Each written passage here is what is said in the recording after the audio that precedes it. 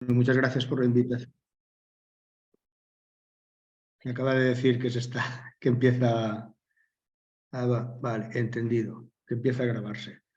Pues nada, muchas gracias por esta invitación que me permite estar aquí pues con un buen número de colegas y también pues con estudiantes distintos a mis estudiantes habituales del grado de filosofía aquí en mi universidad, en la Universidad de las Islas Baleares, que está en Palma de Mallorca. Hay, siempre en España y a veces también fuera de España hay una confusión, curiosamente, porque algunos nombres se parecen, el de Palma, Las Palmas, entonces hay una confusión a veces entre las Islas Baleares, que están en el Mediterráneo, y las Islas Canarias, que están vamos, enfrente del desierto del Sáhara, ¿no? Era muy curioso cuando estalló el volcán aquel en la isla de La Palma, que muchas veces cuando uno decía, no, yo vivo en Palma de Mallorca, que te dicen, bueno, ¿y qué tal? ¿Qué pasa con lo del volcán allí? No, el volcán está a 3.000 kilómetros, ¿no?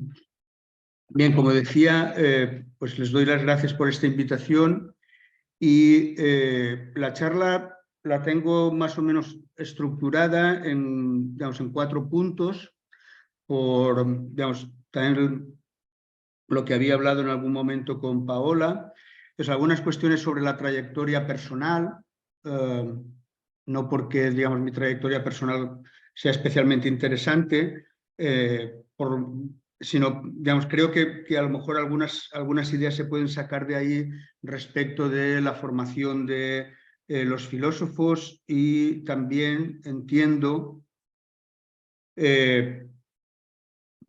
cuestiones relativas a la iniciación en la investigación en el ámbito de la filosofía.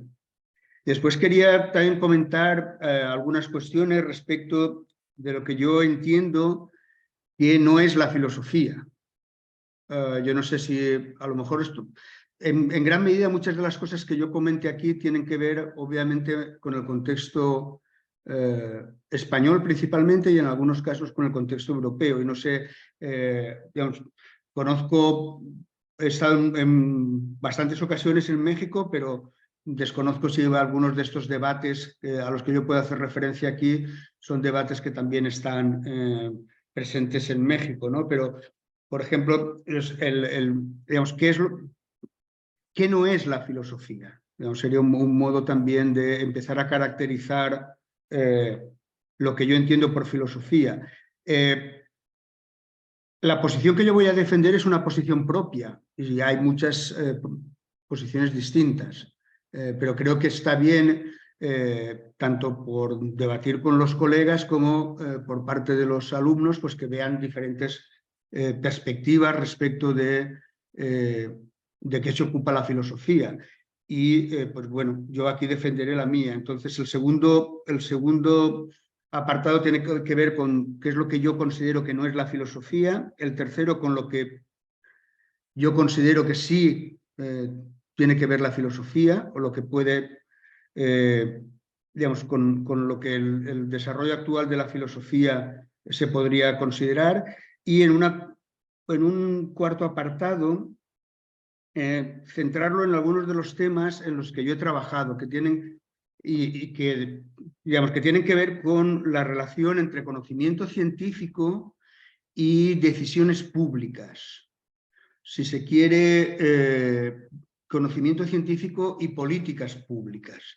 Y esto tiene que ver también con el título de la charla, ¿no? Con la relación entre ciencia y filosofía en la sociedad contemporánea. Simplemente, digamos, por hacer alguna primera referencia, gran parte de lo que, digamos, independientemente de lo que se haga más o menos en los parlamentos, es cierto que gran parte de las decisiones públicas de algún modo están informadas o se basan en determinado tipo de estudios, conocimientos, etc.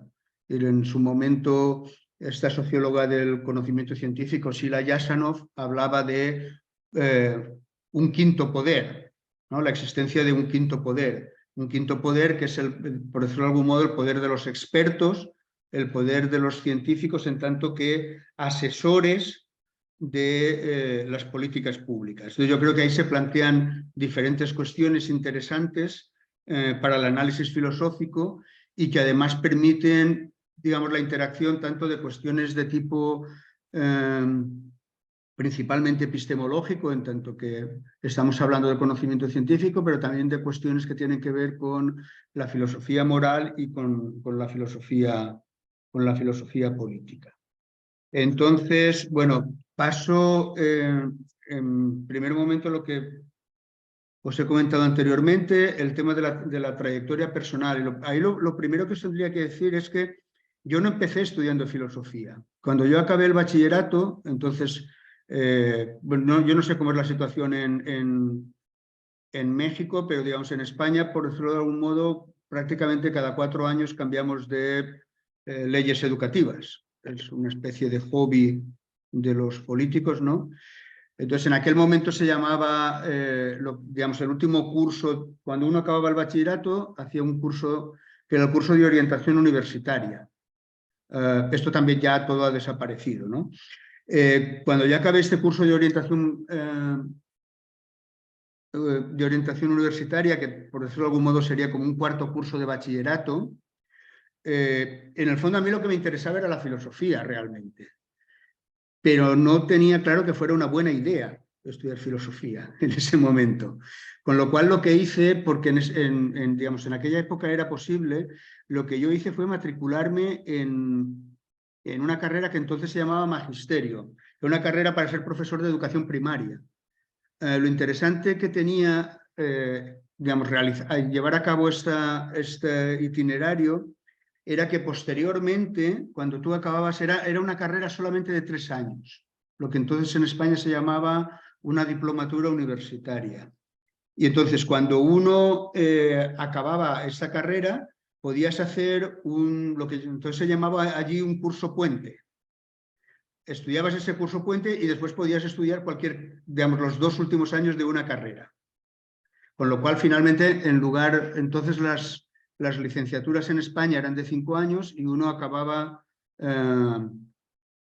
si hacía lo que yo hice, pues finalmente lo que acababa utilizando eran 6 años, ¿no? Para conseguir la carrera.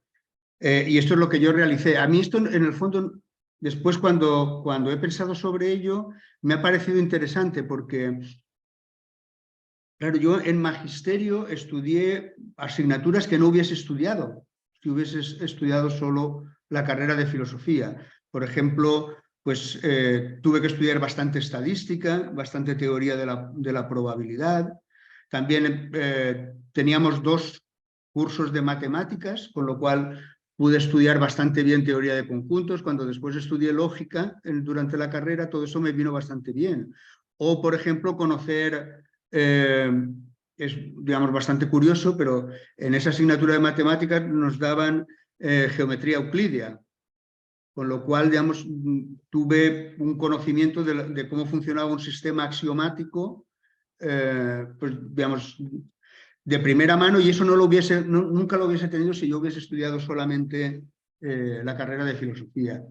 Después, bueno, hice 3 años, ¿no? Más de filosofía, el curso puente que comentaba anteriormente, y los 2 años finales de la carrera de la licenciatura de filosofía. Entonces eso se llamaba, digamos, el segundo ciclo.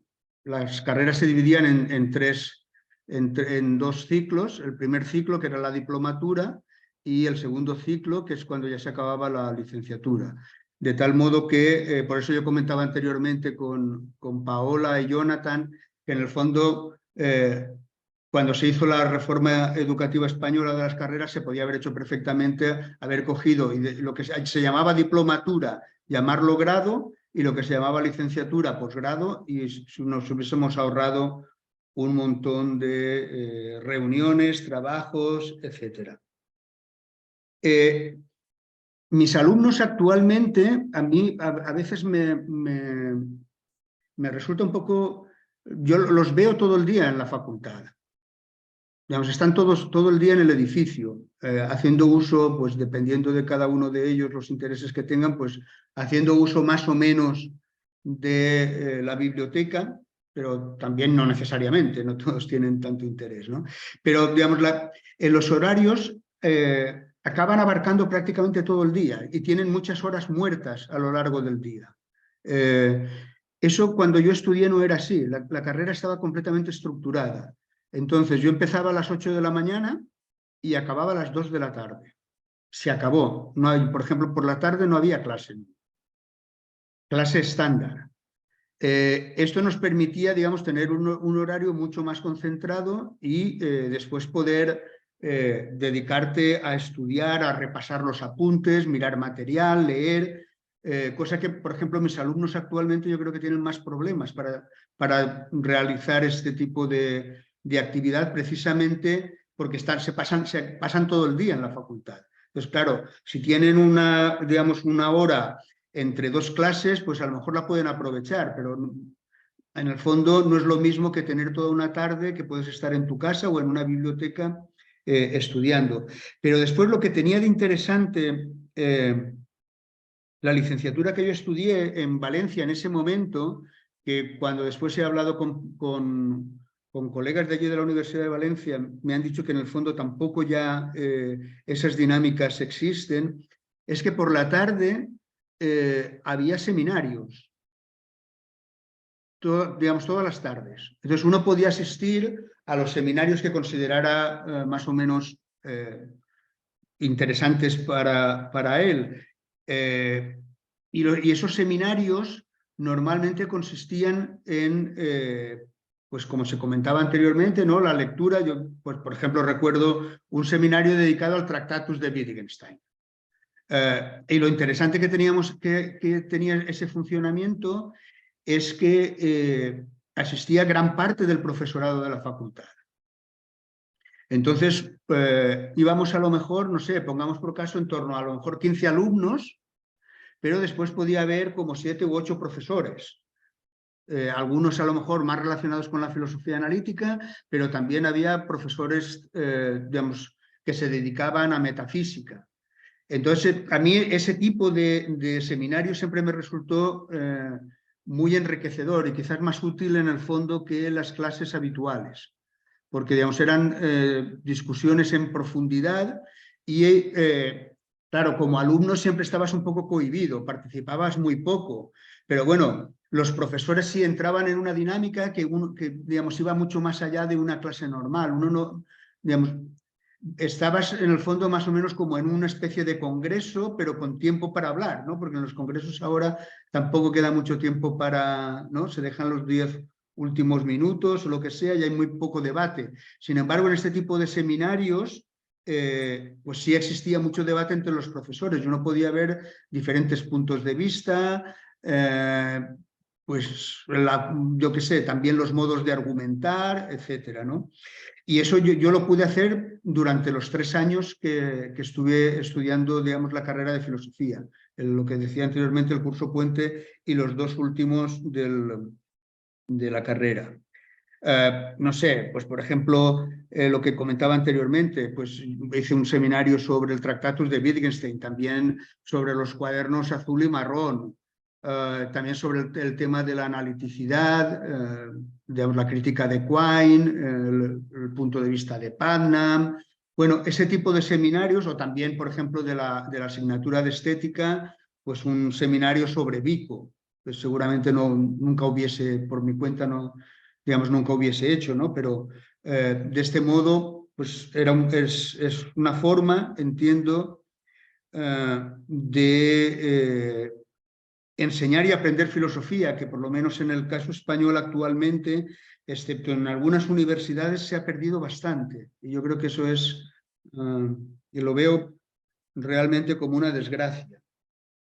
Yo después obtuve una beca de investigación en ese momento. Estoy hablando de hace mucho tiempo, Estoy hablando, o sea, yo empecé como becario de investigación en 1986 y leí la tesis en 1990. Las becas de investigación eran becas, bueno, siguen siendo, lo que pasa es que han cambiado los modos de otorgarlas. Una beca de investigación son 4 años de salario que te permite la realización de una tesis doctoral. Y después, cuando yo leí la tesis doctoral y acabé, digamos, mi periodo como becario de investigación, pues eso coincidió con una de estas crisis cíclicas típicas españolas y de repente, cuando años antes había pues como mucho dinero, de repente no había dinero. Con lo cual era muy complicado conseguir continuar o bien en la universidad o con becas postdoc o cualquier otro tipo de solución. Estuve durante más o menos año y medio en la Universidad Pública de Navarra y después me incorporé al Instituto de Estudios Sociales Avanzados. El Instituto de Estudios Sociales Avanzados, que también ha desaparecido ahora, era un instituto del Consejo Superior de Investigaciones Científicas. El Consejo Superior de Investigaciones Científicas es parecido al Consejo francés, que son institutos que se dedican solo a investigación, que puede ser desde, yo qué sé, pues el Centro Nacional de Biotecnología o el de Óptica, y también pues existía este Instituto de Estudios Sociales Avanzados que finalmente se ha integrado digamos, en otros institutos de ciencias sociales y de humanidades. Son, digamos, están formados por investigadores que se dedican todo el tiempo a investigar. Es gente que no tiene docencia ninguna. Y, digamos, ahí lo que a mí me parece interesante, o lo que me ha resultado interesante para mí, es que yo me vi en un entorno que era distinto al entorno del que yo procedía. Yo procedía del entorno típico de una carrera de filosofía. Como comentábamos antes, principalmente formada por profesores de historia de la filosofía, aunque, digamos, en Valencia era a ese nivel bastante peculiar y muy, digamos, muy novedosa. En aquel momento existía departamento de filosofía, existía departamento de lógica y filosofía de la ciencia, es el departamento en el que yo realicé la tesis doctoral, departamento de filosofía práctica, ética y digamos, filosofía moral y política, y también un departamento de metafísica. Pero lo curioso de Valencia, la diferencia respecto de la mayor parte de universidades españolas, es que el departamento de metafísica era un departamento formado básicamente por profesorado de orientación analítica. Entonces era, digamos, un tipo de metafísica completamente distinta a la que se solía impartir digamos, en otras carreras en España. Entonces, lo decía lo del Instituto de Estudios Sociales Avanzados, porque ahí yo pude estar en contacto con científicos sociales, por decirlo de algún modo, de verdad, que hacían ciencia social. Y muchas veces la visión que existe de las ciencias sociales desde la filosofía es un poco naïf. Y, digamos, el hecho de poder estar en contacto básicamente con sociólogos y politólogos, gente que hacía, digamos, yo qué sé, pues desde sociología de la educación, estudio de políticas públicas, por ejemplo, este tipo de cuestiones, pero que realizaban investigación principalmente empírica, bien investigación cualitativa o cuantitativa. Entonces, bueno, eso fue, digamos, algo positivo para mí, pues también porque posteriormente he podido utilizarlo. Digamos, ese conocimiento de las ciencias sociales, por decirlo de algún modo, desde dentro. También allí se organizaban seminarios todas las tardes. Los diferentes grupos, el grupo de de sociología de la educación, de politología, organizaban seminarios y traían también siempre personal invitado y tenía esta posibilidad de asistir a estos seminarios que, como digo, eran también cuestiones novedosas para mí porque yo no procedía del ámbito de las ciencias sociales. Y ahí también sí ocurrió algo que para mí yo creo que sí ha sido muy importante en mi formación.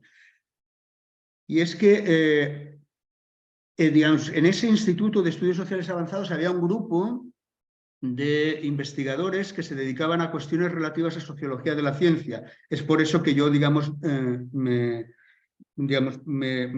dijeron que me incorporara con ellos. Y teníamos una financiación europea de un proyecto europeo que tenía que ver con cómo se estaba incorporando en España las directivas comunitarias de la Comisión Europea relativas a los productos transgénicos. Y eso también eran cuestiones que yo, digamos, obviamente tampoco había trabajado nunca y por primera vez me vi, digamos, en ese tipo de, digamos, con este tipo de temáticas, de algún modo ya relacionadas con lo que comentaba anteriormente de ciencia o conocimiento científico y toma de decisiones públicas, porque estamos hablando de regulación, de regular una tecnología que en sí mismo ya incorpora conocimiento científico, pero que a la vez la regulación de esa tecnología también se lleva a cabo mediante, digamos, la elaboración de un determinado conocimiento científico sobre los impactos, los riesgos, etc. En ese proyecto europeo, el que era el investigador principal español se acabó teniendo un enfrentamiento con el investigador principal del conjunto del proyecto europeo, en el que participaban, pues yo creo que más o menos alrededor de unos 8 o 9 grupos de distintos países europeos. Acabó teniendo un enfrentamiento y pues decidió no continuar en ese proyecto, con lo cual me tuve que hacer cargo yo, que además era simplemente un investigador contratado. Me tuve que hacer cargo como investigador principal de la parte española de ese proyecto.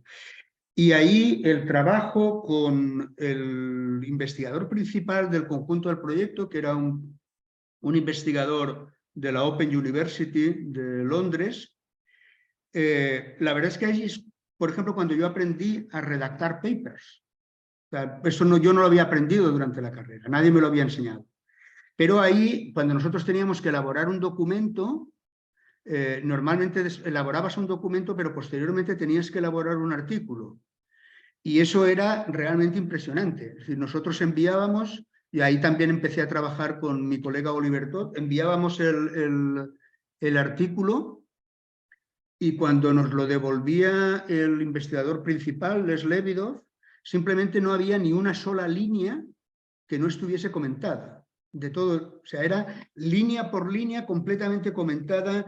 Esto aquí se debería aclarar, qué necesitamos aquí, que necesitamos mejores argumentos, necesitamos mejores evidencias. Era pues todo el material que nosotros enviábamos, línea por línea, completamente cuestionado.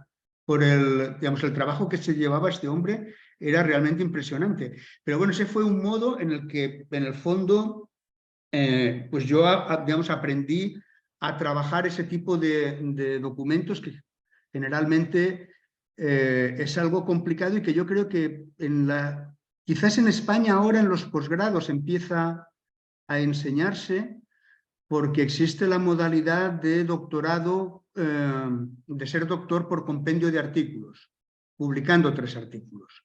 Y entonces, claro, hay que enseñarle a los alumnos pues todo el proceso de elaboración y digamos, elaboración y de cómo se publica, digamos, enviarlo a las revistas, todo el sistema de los referees, etcétera, ¿no?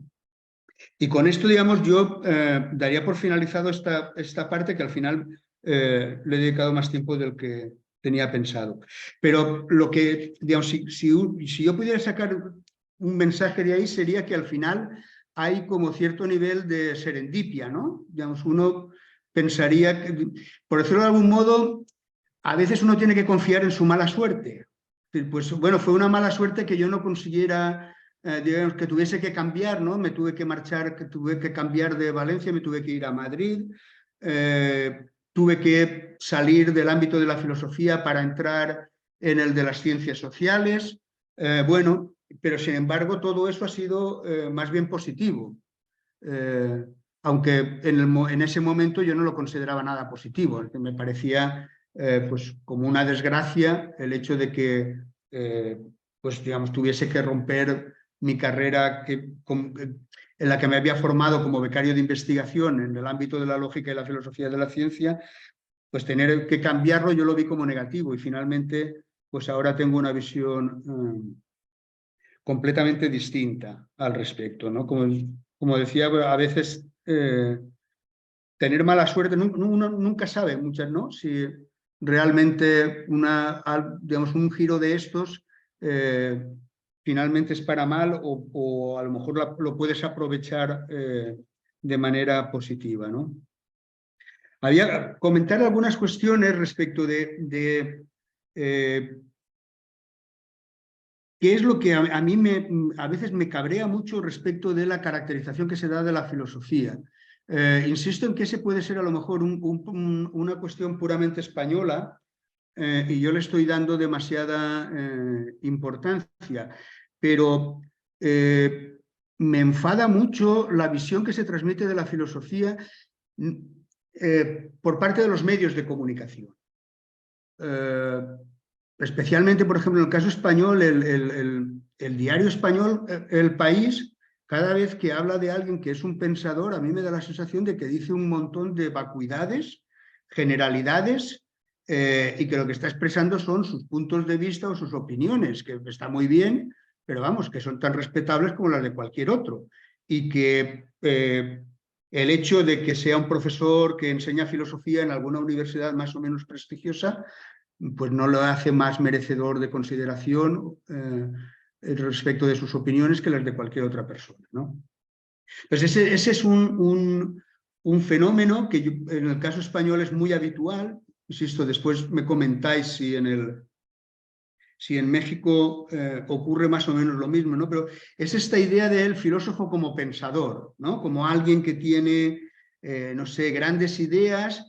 Uno escucha según qué periodistas y no, necesitamos pensadores. Yo siempre pienso, valga la redundancia, bueno, pero en una sociedad democrática y libre, bueno, pues uno más o menos lee a quien quiere y no necesitamos gurús, ni guías, ni nada por el estilo, ¿no? Entonces, simplemente comentar algunas cuestiones al respecto también, por lo que he estado viendo. Estuvimos hace algo más de una semana en el Congreso Iberoamericano de Filosofía y, digamos, allí coincidí con varios de los presentes en esta reunión y, pues ahí también uno a veces, si le echa un vistazo a los programas de los congresos, en el fondo es como un modo de hacer una investigación empírica sobre cuáles son los temas que en un momento determinado se consideran importantes o hacia dónde está yendo una determinada disciplina, ¿no? En este caso la filosofía. Entonces, algunas cuestiones que yo quería simplemente, aunque sea incluso de manera provocadora. La filosofía no es ideología. Ese es también un tipo de, digamos, equivalencia que se produce muchas veces. Yo recuerdo en un programa de radio un periodista de aquí, lo que llamaría, digamos, una gloria local, ¿no? Uno de estos periodistas que es muy conocido en el ámbito local, ¿no? de la isla, pues hablando de una cuestión que no recuerdo cuál era, decía, bueno, esta cuestión es filosófica en tanto que ideológica. Y entonces, bueno, pues no, uno no tiene por qué aceptar eso. Es decir, la ideología puede ser objeto de análisis filosófico, puede ser objeto de reflexión filosófica, pero la filosofía e ideología no tienen por qué ser, no son lo mismo. O sea, yo por lo menos lo veo completamente de manera distinta. Del mismo modo diría, la filosofía no solo es filosofía política, esa también es una tendencia. Por ejemplo, en el congreso del que hacía mención anteriormente, gran parte de las, digamos, la mayor parte de las ponencias tenían que ver con cuestiones de filosofía política. Obviamente la filosofía política forma parte de la filosofía, pero el hecho de que la política, digamos, en estos momentos ocupe, digamos, una gran parte de nuestra vida y de la vida pública, no hace que toda la filosofía tenga que ser necesariamente filosofía política. A veces también ocurre lo mismo que comentaba anteriormente. Lo mismo se puede decir del caso de la filosofía moral. Yo muchas veces cuando digo, no, yo me dedico a la filosofía de la ciencia, y entonces, ¿cuál es el comentario habitual que se hace al respecto? Ah, sí, muy interesante, la bioética, no sé qué. Yo, no, si es que a mí no me interesan esos temas. No, yo no tengo nada que ver con no los cuestiono. Simplemente lo que digo es que no se puede coger, digamos, de hacer del todo, digamos, hacer de una parte el todo, ¿no? Como sería el caso de la filosofía moral y de la filosofía política, ¿no? Después, una cuestión que a mí sí que me enfada bastante y lo relaciono con lo que comentaba anteriormente de mi trayectoria personal. En lo que no se puede convertir la filosofía, a mi entender, es en pseudociencia social. Y eso es muy corriente. Es decir, filósofos que dicen cosas sobre el funcionamiento de la sociedad sin ninguna evidencia de tipo científico, sin hacer, digo directa, no la han obtenido ellos, pero por lo menos podían leer a alguien que sí hubiese obtenido algún tipo de evidencia, no sé, mediante encuestas, mediante grupos de discusión, grupos de trabajo, diferentes tipos de metodologías sociales. Hay muchísimas metodologías sociales. Sin embargo, hay mucho filósofo actualmente, quizás mejor no voy a dar nombres, pero algunos son especialmente, se han convertido ¿no? en estrellas del rock, ¿no? en stars mediáticas, deben conseguir mucho dinero vendiendo libros, que además uno no necesita tampoco gran esfuerzo para leerlos, ¿no? Y supongo que tampoco para escribirlos, con lo cual... Bien, ese tipo de pseudociencia social sobre, ¿no?, hacia dónde va la sociedad. Hacer ciencia social es algo muy complicado y necesita de muchos recursos. Y es una actividad que necesita tiempo de dedicación y recursos. Por ejemplo, o sea, yo he participado, lo que comentaba Paula anteriormente, uno de los libros es un estudio demográfico sobre la percepción de los españoles de las tecnologías de reproducción asistida. Eso, nosotros elaboramos el cuestionario y la investigación, el campo, lo hizo el Centro de Investigaciones Sociológicas, que es digamos, el centro, digamos, en España que se dedica a este tipo de investigaciones. Es público, depende directamente de Presidencia de Gobierno. El trabajo que lleva eso y el dinero que cuesta es impresionante. Hubo que hacer todos, por ejemplo, o sea, hacer pruebas para ver cómo reaccionaban los encuestados a las preguntas que se les planteaban. Y nosotros habíamos introducido, para que veáis, habíamos introducido una pregunta que tenía que ver con la terapia génica. Y se hicieron unos pretest y vinieron los encuestadores y hablaron con nosotros y nos dijeron, tenéis que quitar la palabra terapia. Y uno dice, ¿pero por qué tiene que quitar la terapia? La palabra terapia. Terapia génica es el término internacional, ¿no?, que se utiliza para algún tipo de intervención, pues cortando o pegando genes, ¿no? Y nos dijo, no, en el imaginario social español, terapia tiene que ver con psicoanálisis. Entonces, cuando habláis de terapia génica, la gente no entiende lo que estáis preguntando. Lo pongo simplemente como ejemplo de cómo hacer una investigación. Eso nunca lo hubiésemos pensado, nunca, jamás. Eso son los encuestadores que hacen un pretest y se dan cuenta. Entonces, lo que quería decir, hacer ciencia social bien hecha es algo muy complicado y no puede depender de estar sentado en algún tipo de, digamos, ¿no?, de sillón, reflexionando o leyendo los diarios y reflexionando sobre los problemas actuales de la sociedad, de dónde viene, hacia dónde va y ese tipo de cuestiones, ¿no? Y sobre eso ya no voy a decir digamos, nada más al respecto, pero digamos, simplemente estas cuestiones de críticas respecto de algunas de las visiones que hay actualmente respecto de la filosofía. Lo que yo entiendo por filosofía es básicamente el análisis de presuposiciones. Eso es lo que a mí me parece que tiene de interesante la filosofía y lo que puede aportar la filosofía, el estudio filosófico en el mundo actual. Y lo digo por lo siguiente, porque claro, en la actualidad cualquier ámbito cognitivo ya tiene una ciencia que se ocupa de él, ¿no? Existe la psicología, existe la sociología, como decía anteriormente, la economía, existe la física, la química, la biología. Entonces, ¿qué pueden decir los filósofos? ¿De qué se ocupan los filósofos? El análisis de las presuposiciones, yo lo digo en un sentido general, cualquier estudio científico, para llevar a cabo cualquier investigación científica, necesariamente hay que partir de algún tipo de presuposiciones, que normalmente no son, digamos, reconocidas en muchos casos. Pero aquí entiendo que la mayor parte de los que están presentes son gente que, digamos, con formación o se está formando filosóficamente. Y es muy probable que haya leído, no sé, las críticas de Hume a la causalidad, por ejemplo. Y si ha estudiado filosofía de la ciencia, pues a lo mejor también ha visto algunas de las cuestiones relativas a los, digamos, los problemas de la causalidad, la relación entre causalidad y explicación científica, etc. Los científicos utilizan continuamente el término causalidad, continuamente.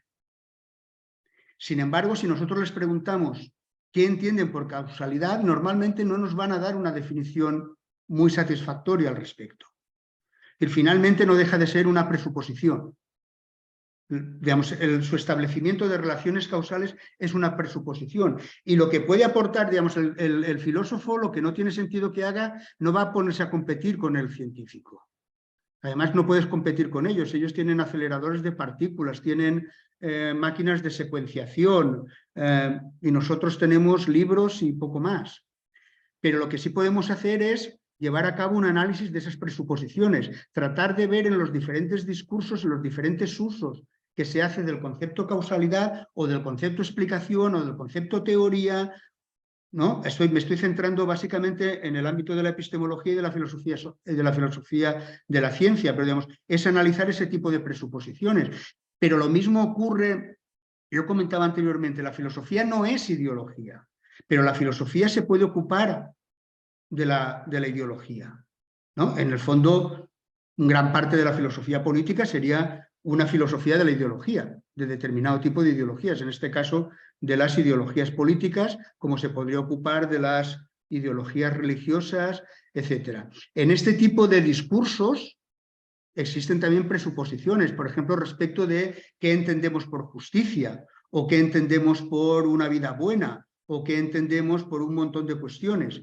El filósofo no tiene que proponerle, tal como yo lo veo, no le tiene que decir a nadie lo que es la justicia o, ¿no? O lo que está bien o lo que está mal. Ya hay mucha gente en este mundo que nos dice lo que está bien, lo que está mal, lo que es justo o injusto. Pero sí tiene la capacidad, con, digamos, ciertas herramientas analíticas, de estudiar cuáles son las presuposiciones, de dónde parte, ¿no? Aquello que subyace y que en el fondo es necesario para mantener un determinado tipo de discurso en el ámbito ideológico, político, etc. Entonces, las tres partes, los tres grandes bloques de la filosofía son la ontología, la epistemología y la filosofía práctica. En estos tres grandes bloques de la filosofía es posible llevar a cabo un estudio de las presuposiciones subyacentes. En cualquier caso, yo quiero defender también que mi punto de vista no es un punto de vista exclusivamente analítico. Yo me considero más bien cercano al naturalismo y por lo tanto, digamos, la filosofía, y eso lo relaciono también con lo que decía anteriormente en relación con mi formación, pero el hecho de que pude tener alguna formación científica en determinadas materias que no hubiera tenido si hubiese estudiado solo filosofía.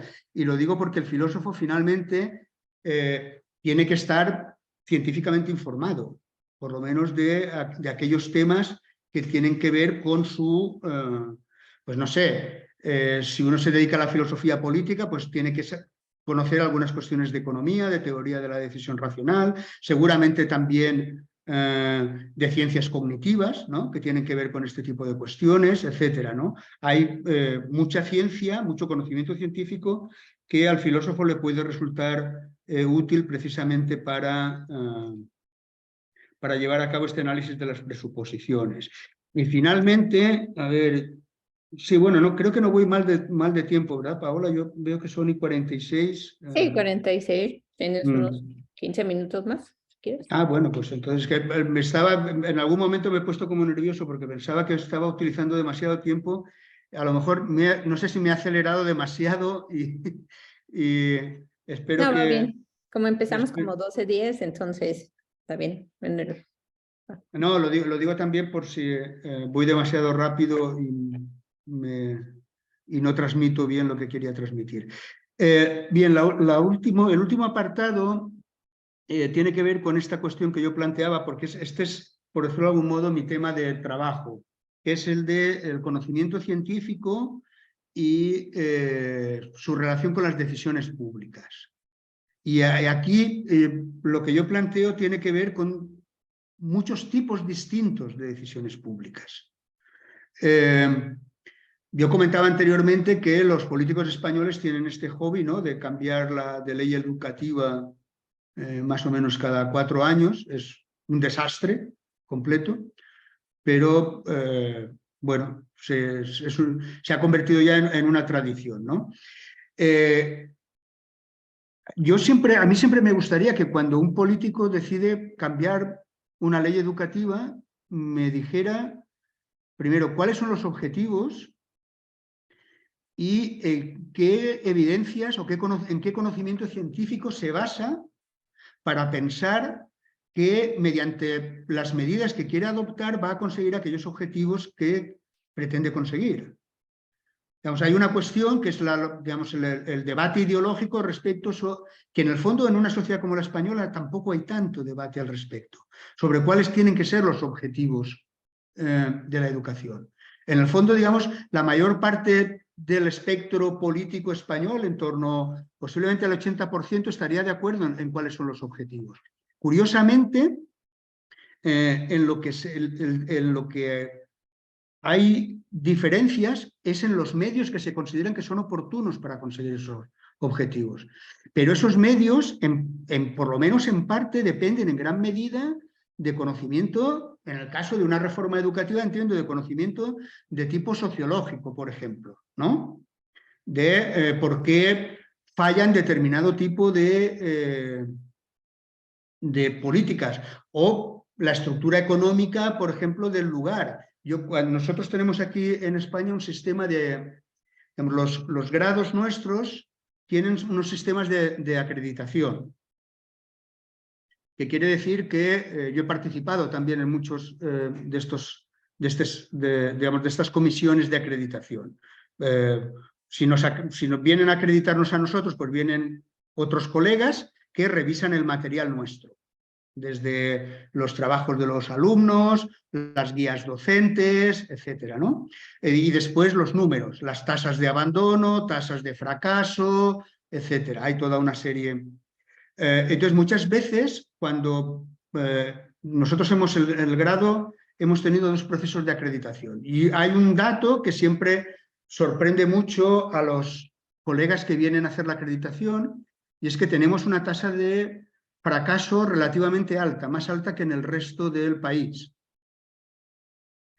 Eso es una cuestión sociológica. O sea, eso tiene que ver con el hecho, o sea, a ver, esto es una isla relativamente pequeña, la distancia así más larga de un lado a otro de la isla puede estar en torno a, pongamos por caso, 80 o 90 kilómetros, aunque uno se puede meter en el Cabo de Formentor y eso es una locura, digamos, es una especie de montaña que se mete en el mar.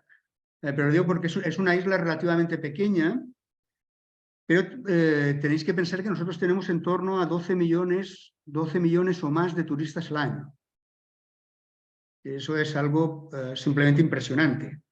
Entonces, ¿qué es lo que pasa con muchos alumnos? Los alumnos aquí, contrariamente a lo que ocurre en el resto de España, que es un país que tiene un problema endémico de paro, de desempleo desde hace mucho tiempo, aquí los alumnos trabajan muy fácilmente. Y en cuanto empieza la temporada alta, yo ahora doy clases solamente el primer cuatrimestre, de septiembre a diciembre.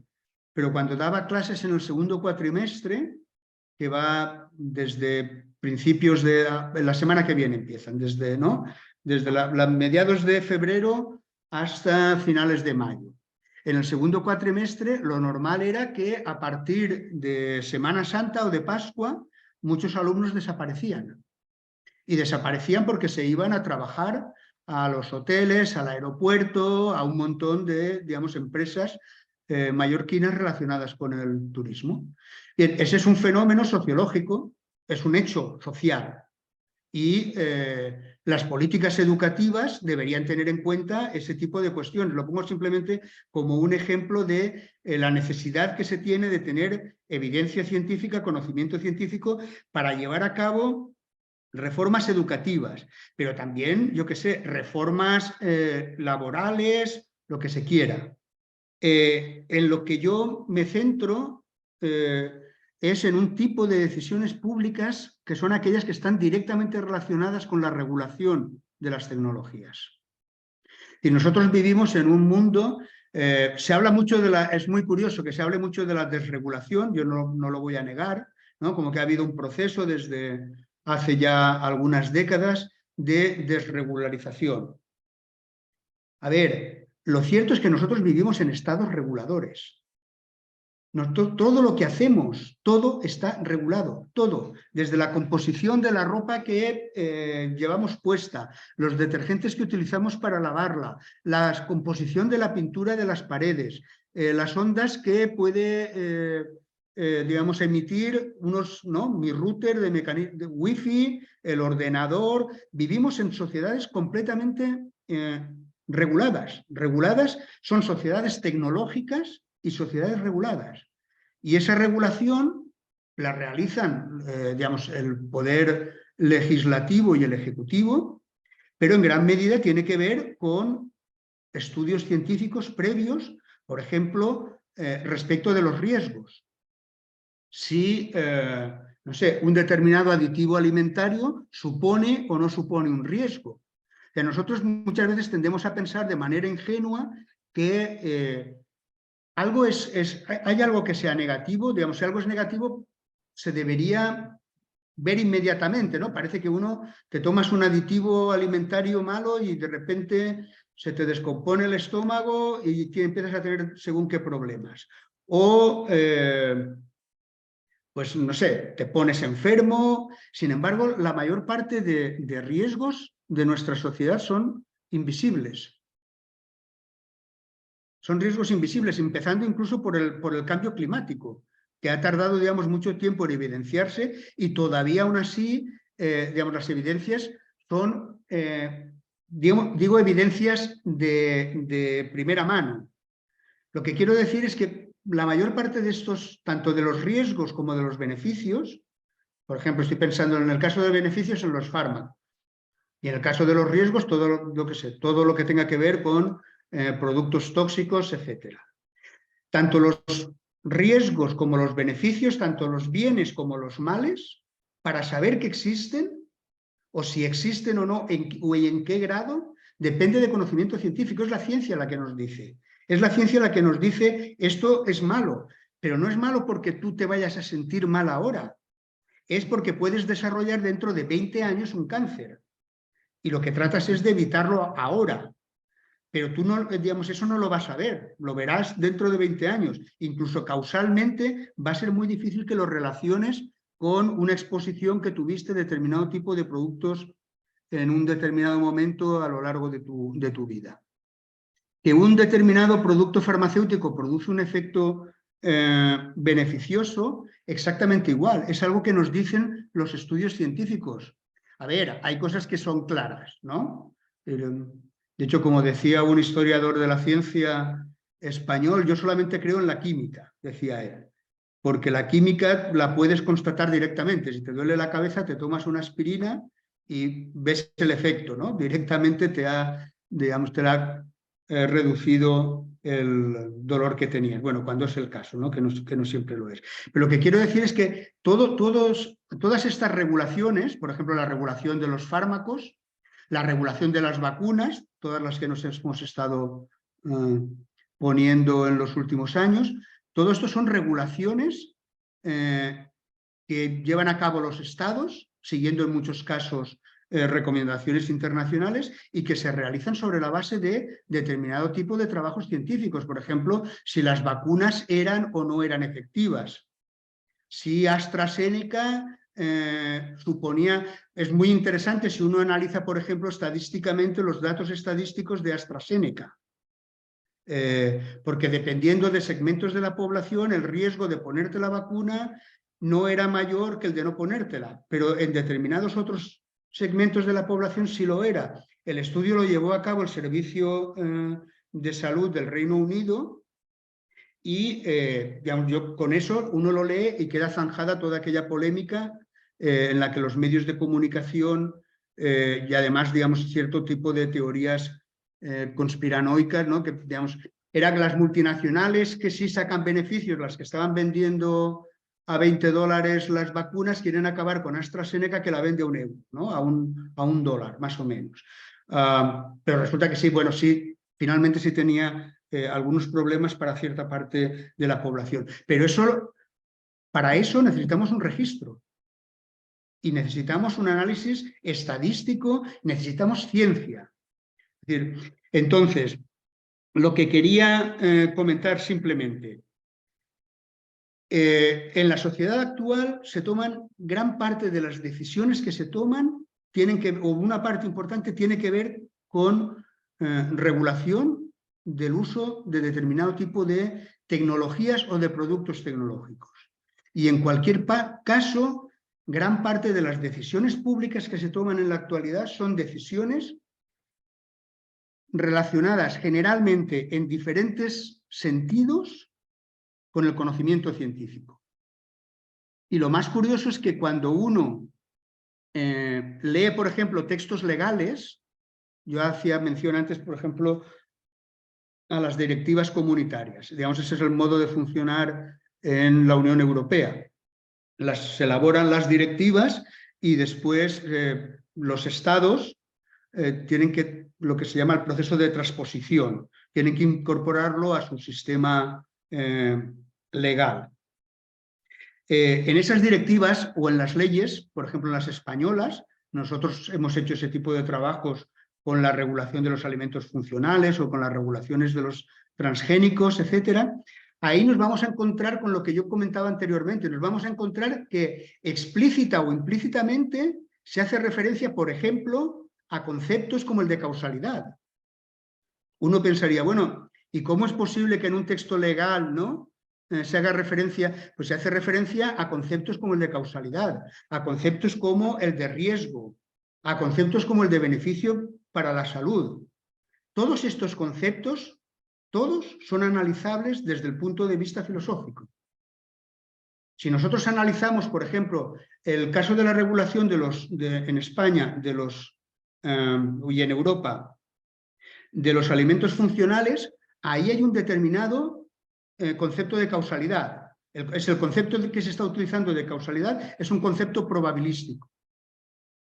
Y por lo tanto, si el concepto es probabilístico, quiere decir que yo puedo utilizar determinado tipo de ciencia y no puedo utilizar otro tipo de ciencia. Tengo que utilizar ensayos clínicos y no puedo utilizar, por ejemplo, estudios mecanísticos. Pero eso es porque implícitamente en el texto legal hay una concepción, como digo, probabilística de la causalidad. Algo es causa de algo si su presencia aumenta la probabilidad de que se produzca el efecto.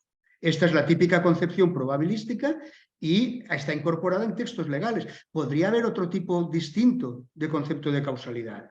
Si el concepto de causalidad es distinto, entonces la investigación científica que puede dar lugar a que digamos que un determinado alimento es beneficioso o no, va a ser distinta.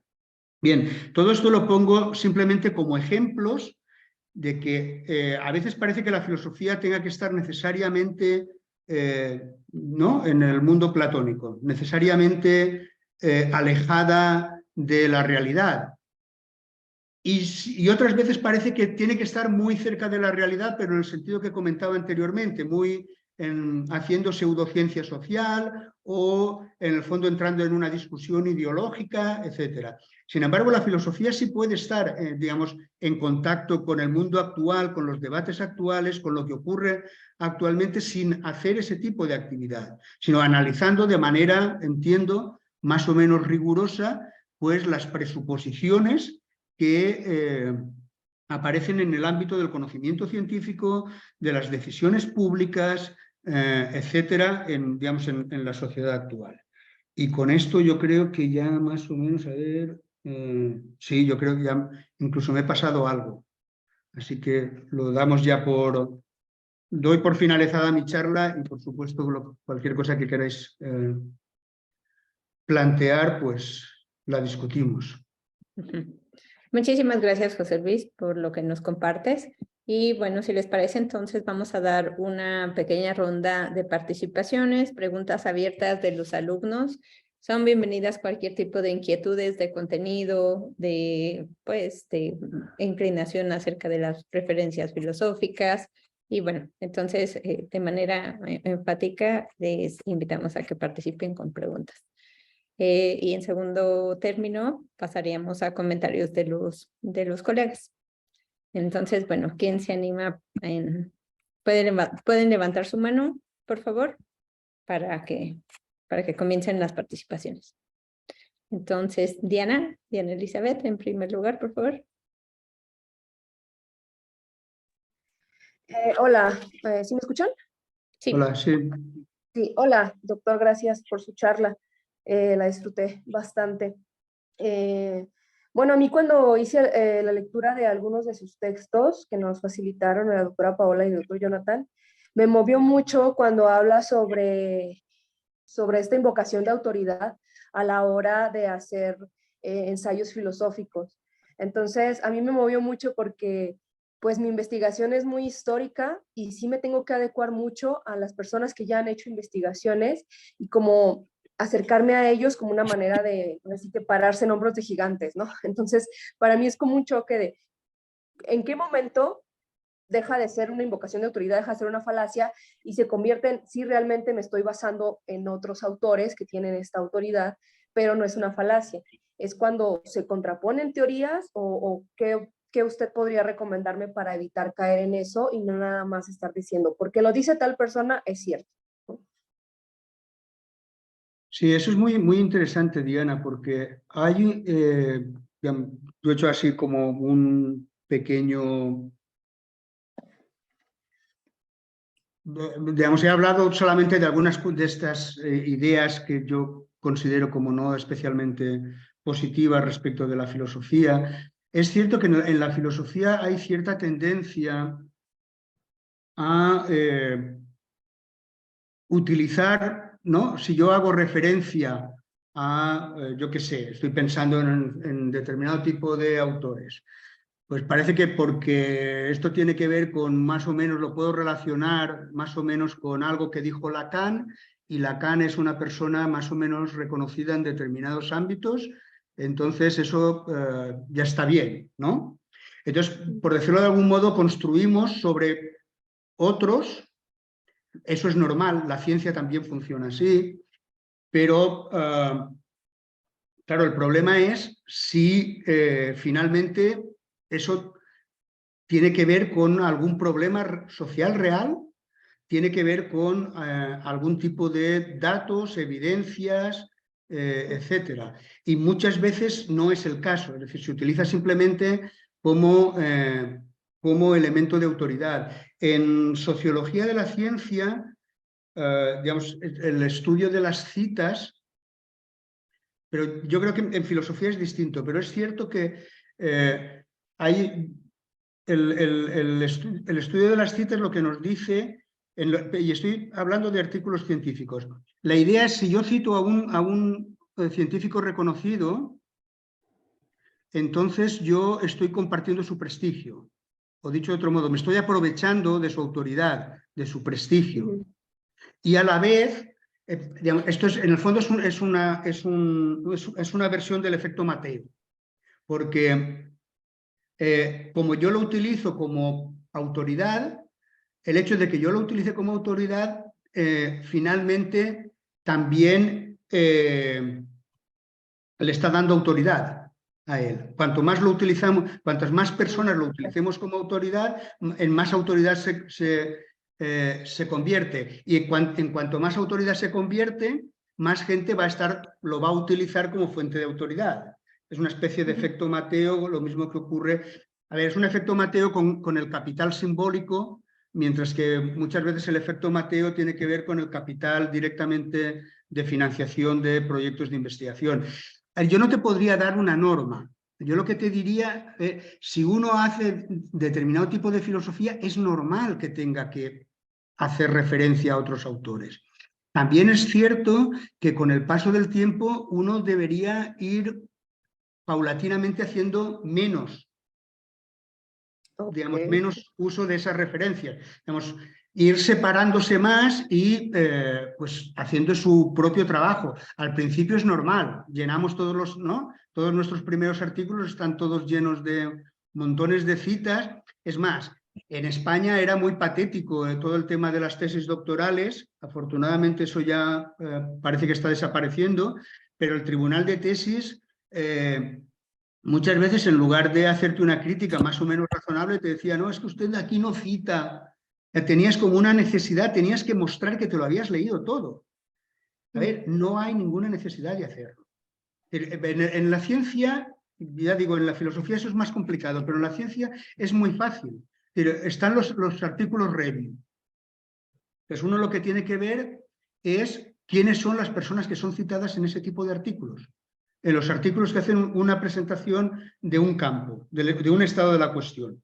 Esa es la gente importante, esos son los trabajos que uno tiene que utilizar.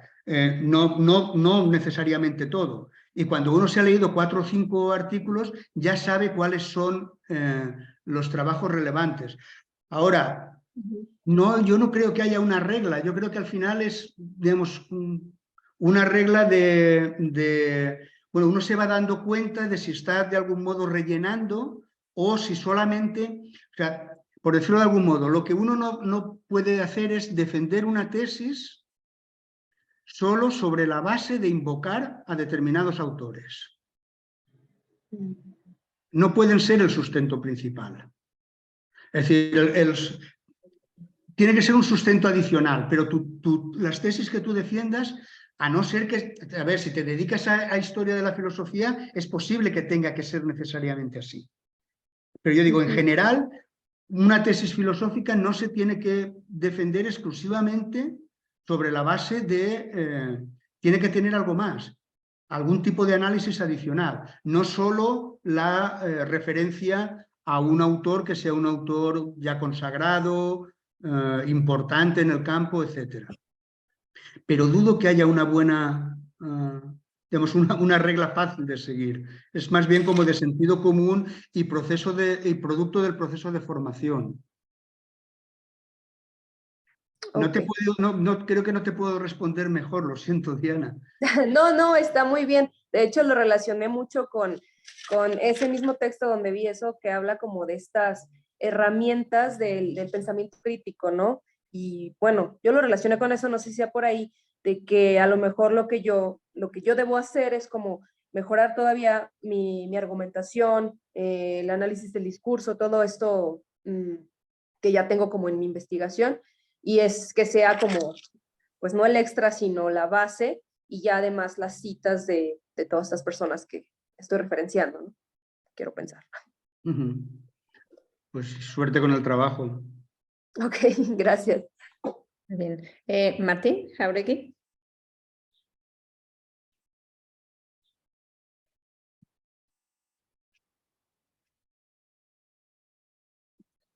Parece que no, y bajo su mano. Jonathan, adelante. Bueno, solo si no hay algún alumno, aunque no me he levantado la mano de algún alumno. Antes yo había visto a alguien, pero y Martín Jauregui está ahí. Bueno, está Sí. Sí. Martín, ¿quieres participar?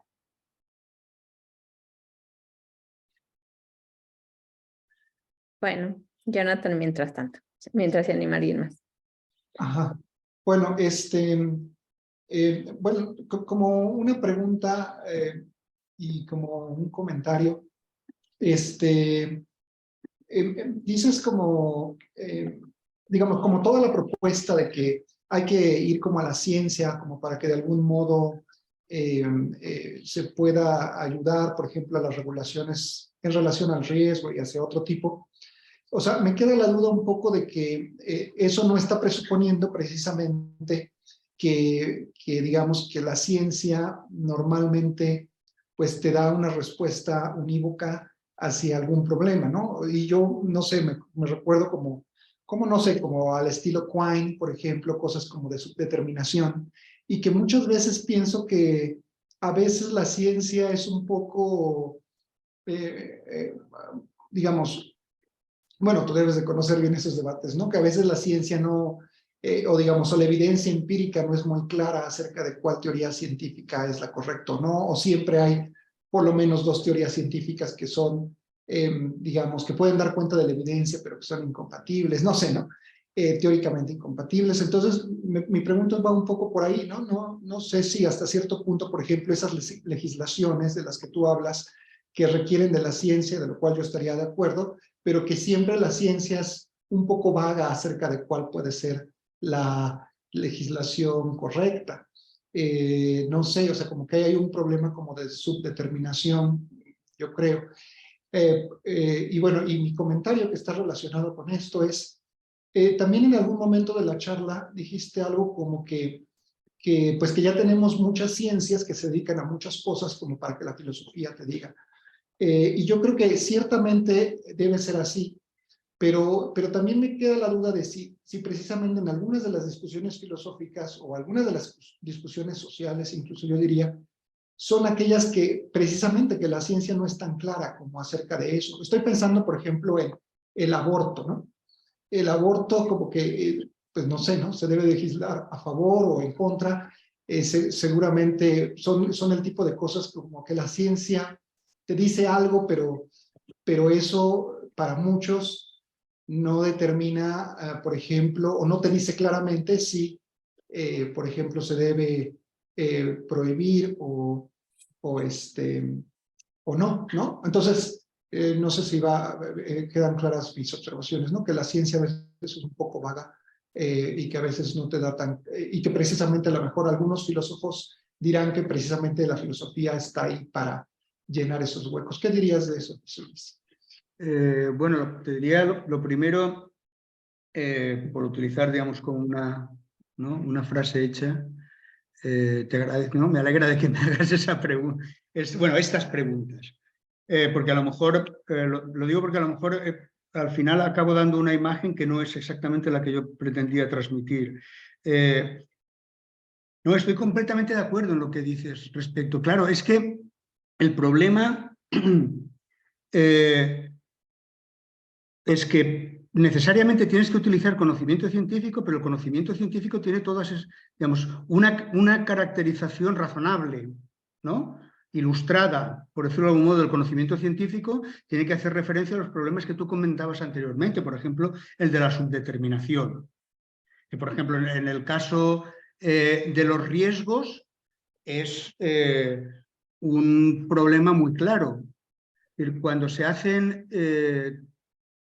investigaciones con bioensayos, que por ejemplo que eso cada vez se hace menos por cuestiones por la sensibilidad animalista, pero cuando se utilizan las ratitas estas, los ratones de laboratorio, por ejemplo, para el estudio de productos tóxicos.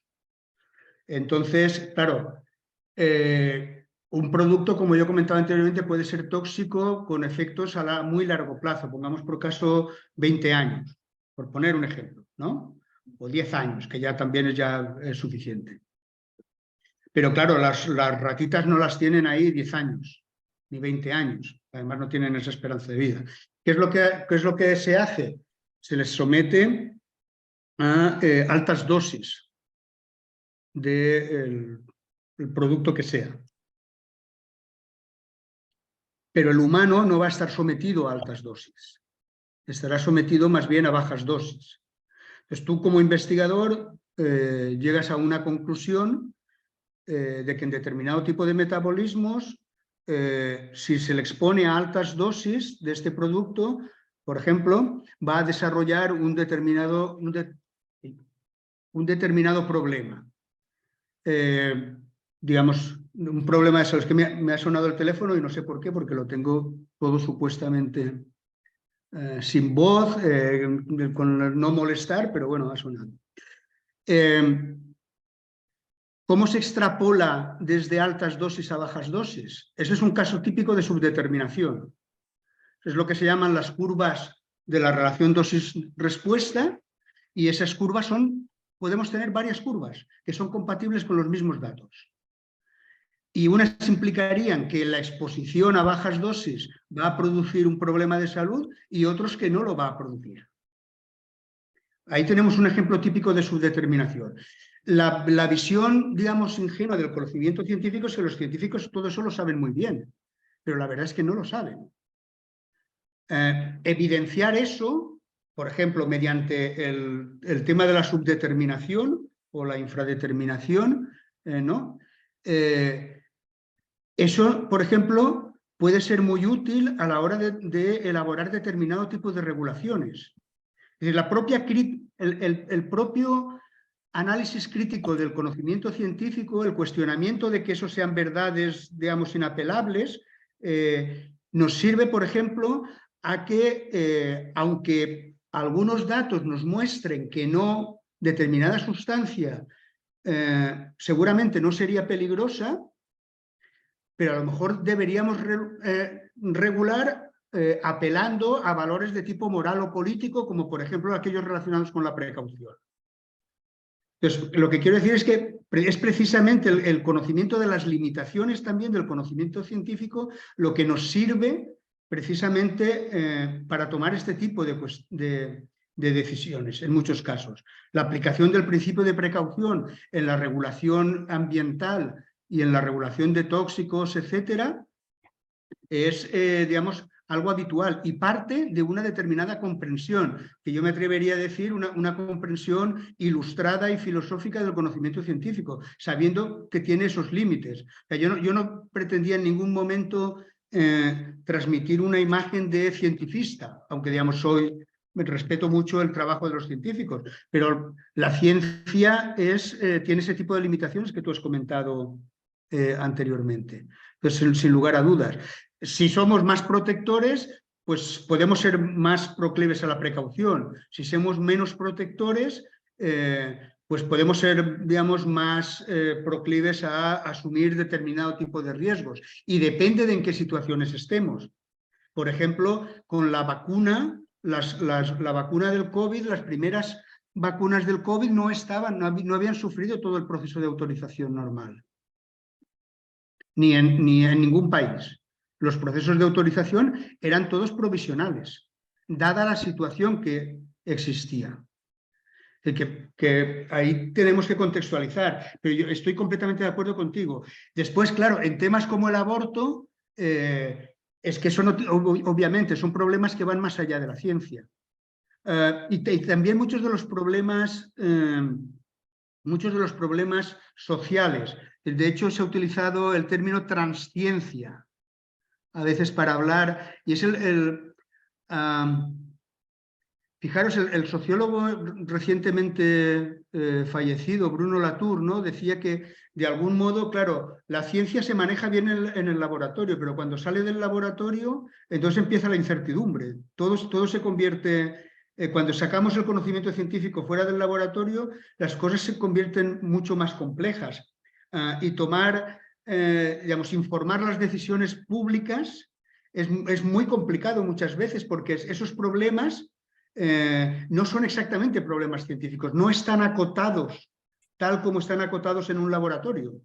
Hay interacciones que desconocemos, un montón de problemas. Pero precisamente eso es producto de una determinada comprensión del conocimiento científico, de un determinado tipo de análisis del conocimiento científico. Entonces, de hecho, yo no es que piense, yo no soy un defensor de un punto de vista tecnocrático en ese sentido, ¿no? Si lo que pasa es que, a ver, el problema que tenemos es, la ciencia es el mejor conocimiento que tenemos y tiene muchas limitaciones, tenemos que ser conscientes de ellos. Entonces, cuando lo utilizamos para tomar decisiones, también tenemos que ser muy conscientes de eso. En el caso del aborto, claro, son cuestiones básicamente morales. Para una persona que sea creyente, me refiero estoy pensando básicamente en católicos, claro, el aborto no es aceptable. Y ahí no hay evidencia científica que tenga nada que ver. Y la evidencia científica finalmente, pues no, estamos ahí. Yo he leído algunos trabajos y estuve también en una oposición de una profesora de la Pompeu Fabra de Barcelona, que, bueno, ella había hecho un estudio de, bueno, cuando un feto empieza a ser, digamos, sensible, empieza a desarrollar un sistema nervioso. Para ella eso era como una especie de frontera, pero obviamente la ciencia no lo determina eso. En el fondo la ciencia no determina nada. La ciencia nos puede servir para informarlos, pero después las decisiones tiene que ver, o sea, ¿estamos dispuestos a correr un riesgo o no estamos dispuestos a correrlo? Pues si tienes una pandemia que está matando a mucha gente, pues estás dispuesto a correr el riesgo. Parece razonable, en ese caso, no someter la vacuna a todo el proceso que hubiese llevado muchos más años. Pero porque es una situación determinada. Y así sucesivamente en todo.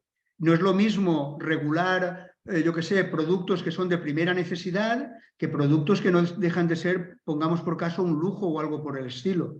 Entonces, la ciencia no nos va a determinar nada de eso. Pero no lo podemos hacer sin el conocimiento científico. O si lo hacemos sin el conocimiento científico, pues muchas veces es también una invitación al desastre. Que los objetivos, finalmente, los objetivos de la regulación los tiene que poner la sociedad, no lo tienen que poner los científicos. Si somos más o menos proteccionistas, por ejemplo, eso, y además va cambiando a lo largo del tiempo. Por ejemplo, la protección del entorno o el animalismo que yo decía anteriormente, es una sensibilidad contemporánea.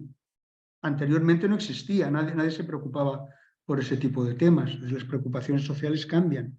Pero la ciencia entra en ese juego, es lo que yo quiero mantener. Y lo que quiero decir es que es posible llevar a cabo un análisis crítico de la ciencia, del conocimiento científico, en el sentido que yo decía anteriormente, pero no ni por un lado como rechazo total, que es muy típico desde determinados ámbitos ideológicos, un rechazo, ¿no? Una posición anticientífica.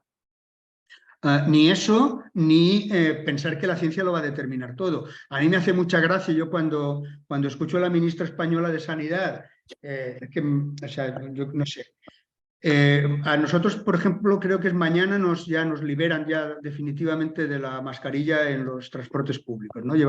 Somos el único país europeo, lo llevamos desde hace no sé cuánto tiempo. Yo estoy aquí en el aeropuerto de Son San Juan, que por cierto está aquí muy cerca de mi casa.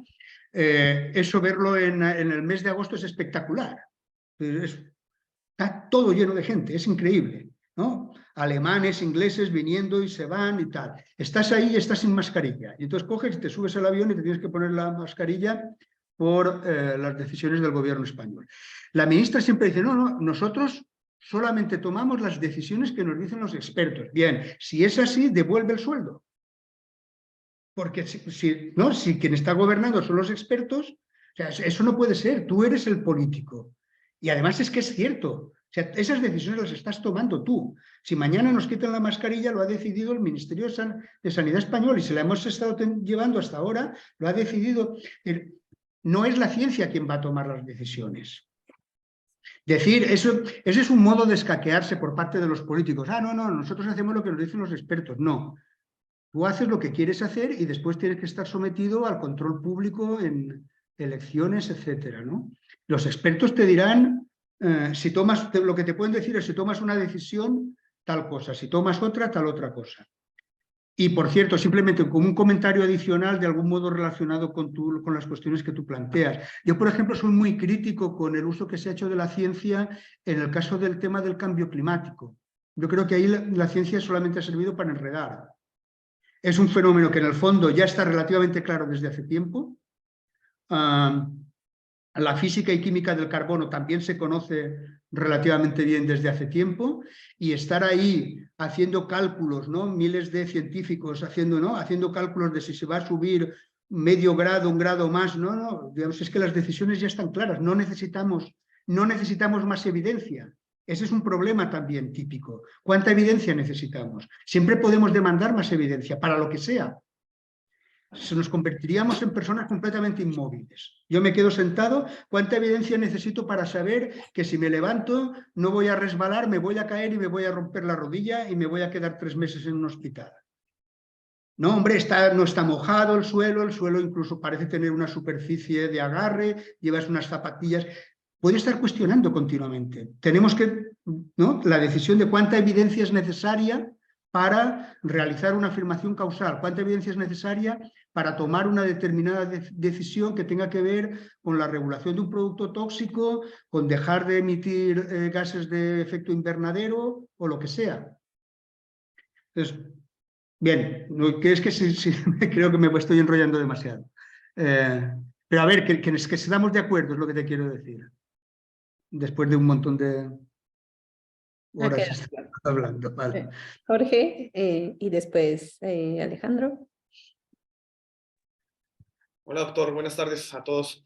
Hola. Mi pregunta iba muy encaminada, también muy similar a lo que había dicho el doctor Jonathan, y era en esa cuestión en donde justo 2020 con el COVID y demás, y ante la falta de datos, ante esa situación donde no se desconocía totalmente el virus, el actuar, la causalidad del mismo y demás, los riesgos que se toman a final de cuentas de parte de los institutos políticos o de los gobernantes iban a depender mucho también sobre la legitimidad o de la popularidad que tienen estos mismos gobiernos. Y le digo, ya con lo que respondió hace unos momentos me quedó mucho más claro esta cuestión, y también iba sobre esta cuestión en donde decía que de qué se encargaban los filósofos, y usted decía que estos no deben de decir qué hacer. Por así decirlo, los filósofos o la filosofía no es normativa, por así decirlo, en el supuesto de solamente analizar, ¿no?, estas presuposiciones. Y me venía así rápidamente a la mente que lo que sucede, por ejemplo, acá en México, y toda esta cuestión de la opacidad o de la falta de transparencia del ejército frente a la sociedad, ¿no? Todos los enfrentamientos que ha habido por esta llamada lucha contra el narco y la desaparición o la muerte de muchos civiles, policías y demás también militares, pareciera que justamente la filosofía, no sé, aquí en lo particular en México, pareciera que no tuviera cabida ante esa falta de datos para la ciencia, para la toma de decisiones en cuestiones de seguridad, ¿no? Pero bueno, le digo, ya con lo que había platicado ahorita con el doctor Jonathan me quedó mucho más claro. Gracias. Sí, mira, pues muchas gracias, Jorge. A ver, mira, solamente rápidamente 2 cuestiones. Con el tema de la seguridad, la verdad es que no te puedo decir mucho al respecto. En relación con lo del COVID, a ver, mira, la mayor parte muchas de las medidas que se tomaron al principio eran absurdas. Lo que pasa es que lo sabemos ahora que son absurdas. No lo sabíamos entonces.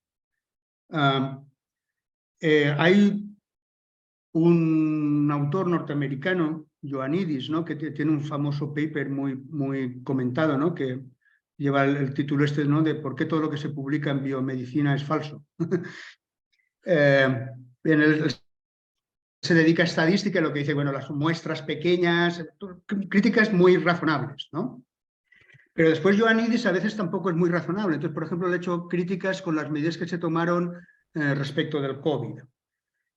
Como diciendo, bueno, no hay evidencia. No había evidencia respecto de muchas de esas medidas. Claro, pero que no haya evidencia no quiere decir que no tengas que tomar decisiones. Entonces, no sabíamos si... Ahora sabemos que lo del hidrogel no servía prácticamente de nada. Que el COVID en los alimentos, digamos, en los supermercados, en las cosas que tocas, realmente es prácticamente imposible que se transmita. Hay un montón de cosas que sabía. A ver, Fijaros que de las burradas que se han hecho, en España se han hecho varias así de campeonato. Por ejemplo, lo de con un coche de estos coches que limpian, los camiones estos que limpian las calles con agua, pues meter un camión de estos con agua y cloro y rociar las playas en algún pueblo del sur de España. Pero, ¿sabes? O sea, lo único que estás haciendo es un impacto ambiental brutal para nada. Hay cosas que, digamos, que no tienen ningún sentido, que obviamente no tienen ningún sentido, pero hay otras que simplemente las tienes que adoptar. Ahora sabemos que son absurdas, pero era razonable hacerlo precisamente porque tenías desconocimiento. Entonces sí tiene, digamos, sí tiene sentido a veces llevar a cabo determinado tipo de medidas simplemente pues por precaución, como comentaba anteriormente. Después nos damos cuenta de que no son muy útiles, pues si ya tienes evidencia de que no es útil, pues no lo sigas haciendo. Respecto de la normatividad, no, yo sí defiendo que es que tú fíjate que, por ejemplo, un concepto básico en epistemología, conocimiento. No hay el conocimiento no es un concepto descriptivo, es un concepto normativo. Y el análisis de las presuposiciones de un concepto normativo es también normativo. Si yo digo esto es conocimiento y esto no lo es, yo estoy estableciendo una distinción entre algo bueno, me sirve para algo, me informa de cómo es el mundo, me sirve para tomar decisiones, etcétera, de algo que, bueno, creencias que tiene la gente, tal, pero no es conocimiento. Si yo separo entre conocimiento e ideología, eso es normativo. Claro que es que todos esos conceptos son conceptos normativos. Incluso un concepto como el concepto causalidad, que uno podría pensar es normativo desde el punto de vista epistémico, porque nos dice qué conocimiento o qué información establece nexos causales o no, y el concepto de causalidad es también normativo desde el punto de vista de la filosofía moral y política. El concepto de causalidad señala culpables en un juicio o en lo que sea. ¿Cuál es la causa? O sea, ¿cuál es la causa de un accidente de tren? O sea, yo pienso en algunos de los, no sé, el famoso, uno de los accidentes en España, en Galicia. La idea es, el maquinista atendió una llamada de teléfono móvil. Y al atender esa llamada de teléfono móvil, que por cierto además era del revisor que iba en el tren, pues tomó la curva a demasiada velocidad y el tren se estrelló y murió un montón de gente, por cierto. Bien, ¿es el culpable? ¿Es él? ¿O el problema es que tú tienes una curva en la que pasas de 300 kilómetros por hora a 100 kilómetros por hora? Digamos, es una curva en la que, digamos, un trazado en el que la alta velocidad de repente deja de ser alta velocidad y se convierte en un trazado de tren normal. ¿Quién es el culpable? ¿Cuál es la causa? Fijaros que todo esto también es de tipo normativo. Finalmente, digamos, en el juicio han tenido que ir también quienes diseñaron ¿no? Pero finalmente, obviamente, quien se va a acabar... quien va a acabar, digamos, enjuiciado es el maquinista. Pero uno podría legítimamente preguntar, bueno, ¿y el diseño? Digamos, es que se ha distraído tomando una curva, estoy hablando en coche, por ejemplo, sí, pero si tú sabes, si eres el diseñador, ¿no? de carreteras, eres un ingeniero de caminos, ¿no? Y tú sabes que determinado tipo de diseños se despiste más la gente o menos, finalmente, estadísticamente, producen más accidentes que otros. Si tú lo mantienes ahí, alguna responsabilidad tendrás. Todo esto son también, digamos, debates que tienen que ver donde tú puedes mezclar cuestiones de tipo de filosofía política y de epistemología, perfectamente. Y son normativos. O sea, lo que pasa es que son normativos quizás en un sentido distinto del normativo de decirle a la gente lo que tiene que hacer. Digamos, es normativo de un modo distinto a la moralina. Pero, digamos, para la moralina ya tenemos políticos, curas, todo tipo de... Hay gente en la televisión, etcétera, ¿no? Pero hay otro tipo de análisis típicamente normativo. Evidenciar esos supuestos nos sirve para ser conscientes también del carácter normativo que tienen y que, por lo tanto, también es cuestionable en algún sentido. Muchas gracias. Sobre lo de la seguridad, es que no te puedo decir... la verdad es que desconozco y no te puedo decir mucho al respecto. Muchas Gracias, gracias. José Luis. Gracias, Jorge. Alejandro, adelante. ¿Sí me escuchan? Hola. Sí. Sí, te escuchamos, Alex. Hola, José Luis, qué gusto saludarte. Muchas gracias por acompañarnos. Yo creo que Y gracias a vosotros por la invitación. Sí, una de las preocupaciones que yo tenía, las has ido aclarando en tus respuestas ahora. Me parece muy rico como las respuestas, porque el distanciamiento entre la filosofía y la ciencia, o lo que se supone tendría que ser distanciado. Yo hace no mucho platicaba con Jonathan de cómo se relaciona siempre, o en muchas ocasiones, solo con la literatura, la filosofía, o con otro tipo de saberes. Pero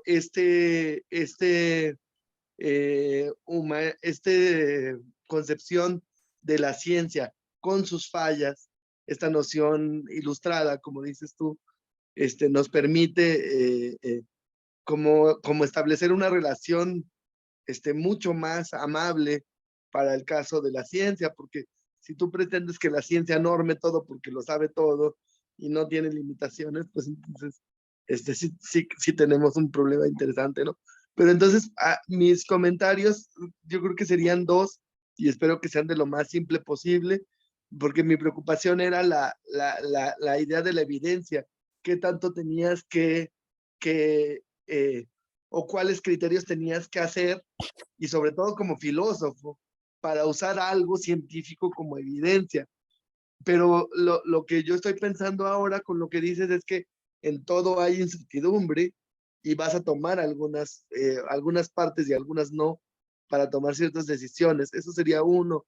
Y lo otro es sobre la frase que dijiste, que uno tiene que confiar en la mala suerte, o que a veces hay que confiar en la mala suerte. Si tú crees que tanto la historia de la filosofía como la historia de la ciencia a veces ha tomado sus propios malos cursos como lugares de aprendizaje, o ha sido todo caótico, ¿no? Eso más como comentario, pero bueno, eso sería. Y pues muchas gracias. Pues muchas gracias, Alex. A ver, mira, respecto bueno, lo que decías de la relación entre ciencia y filosofía, yo comentaba anteriormente, porque, bueno, estabas tú, estaba Paola, Jorge, Jonathan, también creo que Saúl,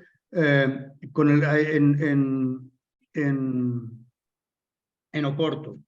O sea, yo tengo ahí, digamos, al mirar el programa, tenía una sensación un poco bastante, bueno, un poco bastante, ¿no?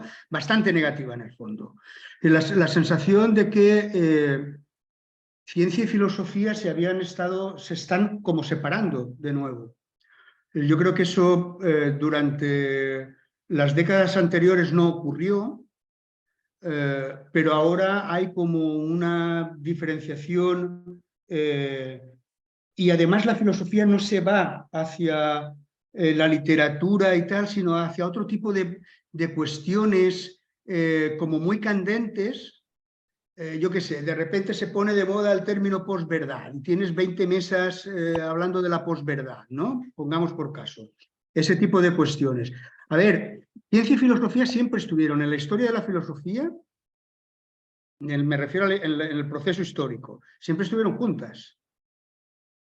Y la mayor parte de la gente a la que se enseña en los cursos de historia de la filosofía fueron también científicos, o por lo menos gente científicamente ilustrada. Es cierto que, a mi entender, posiblemente uno de los mayores filósofos de la historia, Kant, pero Kant también genera una corriente, que es ese idealismo alemán, y eso, digamos, nos lleva a otro mundo, completamente ya diferente. Digamos, ahí se produce un punto de inflexión en la historia de la filosofía. Digamos, la ciencia y filosofía habían estado siempre bastante unidas y con el advenimiento del idealismo alemán, o lo que algunos han llamado la interpretación alemana de Kant, de repente la filosofía se separa de la ciencia de un modo realmente increíble. Los positivistas lógicos a lo que reaccionan en la Viena de principios de la década de los años 20 del siglo pasado es precisamente ante eso. Porque se están produciendo grandes transformaciones en la ciencia y la filosofía no se entera de nada. Eso pasó en aquel momento. Y ahora, en parte, me da la sensación de que digamos, los temas que tienen que ver con ciencia, conocimiento científico, epistemología. Si yo digo que la teoría del conocimiento, la epistemología o el conocimiento es la parte central de la filosofía, es posible que alguien me linche. Pero es cuestión de mirar la historia de la filosofía. Es así. Las otras partes de la filosofía ocupan, pero menos. Sin embargo, ahora, en el fondo, las partes, digamos, incluso no sé, en el grado de aquí, de mi universidad, la parte dedicada a conocimiento es minoritaria.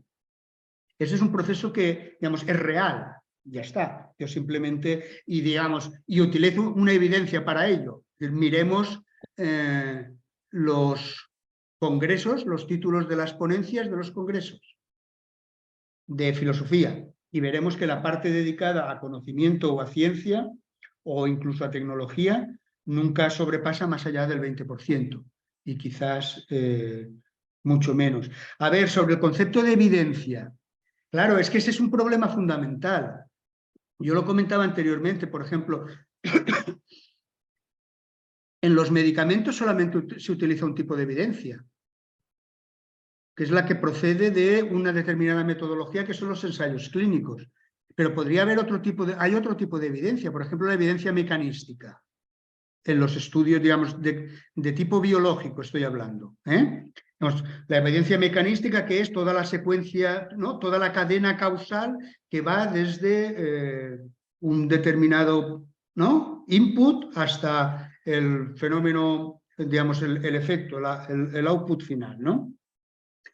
Fijaros que, por ejemplo, en el ámbito de la nutrición, yo no sé si en México se utiliza la palabra bromatología, que suena un poco curiosa, ¿no? Pero en España son departamentos de bromatología los departamentos que se dedican a la investigación sobre las propiedades de los alimentos. La bromatología utiliza en gran medida evidencia de tipo mecanístico, ¿no?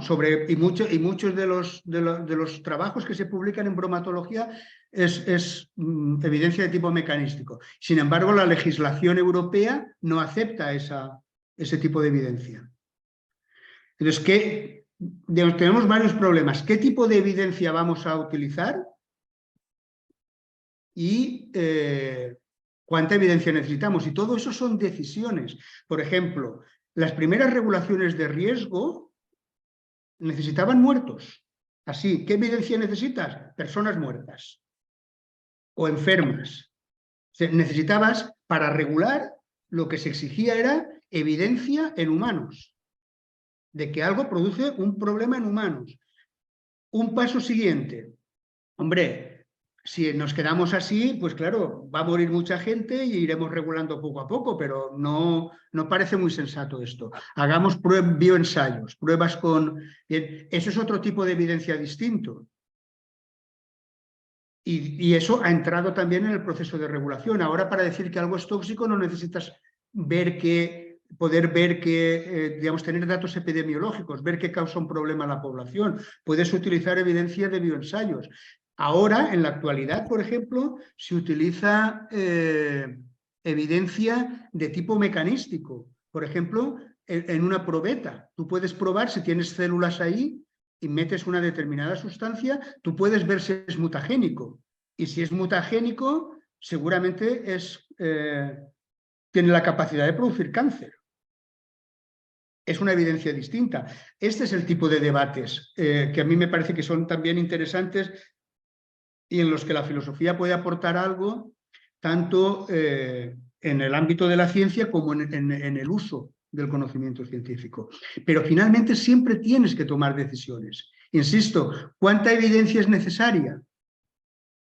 Había un filósofo de la probabilidad, Jeffries, que decía, no, si la ciencia nunca tiene que decir nada respecto de una hipótesis, porque decidir si la evidencia es suficiente para afirmar una hipótesis es una decisión. La significatividad estadística es algo que nosotros asumimos convencionalmente. Siempre puedes pedir más. Siempre puedes pedir más evidencia. ¿Y de qué tipo? Entonces, digamos, ese es el tipo de cuestiones que a mí me parece que son cuestiones digamos, en los que la filosofía puede aportar algo, pero lo puede aportar como análisis, como discusión, evidenciando, por ejemplo, que son decisiones, que eso no está determinado, que la ciencia no determina su propia credibilidad, por decirlo de algún modo, que son decisiones. Muy bien, José Luis, muchas gracias por tu respuesta. Ha sido muy refrescante escuchar tus ideas y que pongas tan claramente estas distancias de que la filosofía no es solo ideología, la necesidad de profesionalizarlo, porque creo que hay una pregunta. Un segundo.